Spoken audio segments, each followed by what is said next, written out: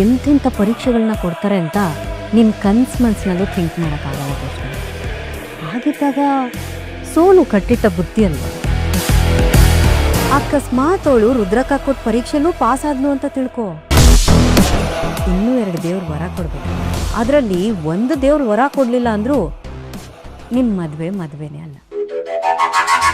ಈಗಾಗಲೇ ನಿಮ್ಮ ಅಪ್ಪ ಅಮ್ಮ ಸೋತಾಗಿದೆ, ಇನ್ನು ನಿನ್ನ ಹೆಂಡತಿನೂ ಸೋಲು. ಅದನ್ನ ಈ ದೇವರು ಕೂಡ ಬದಲಾಯಿಸಕ್ಕಾಗಲ್ಲ.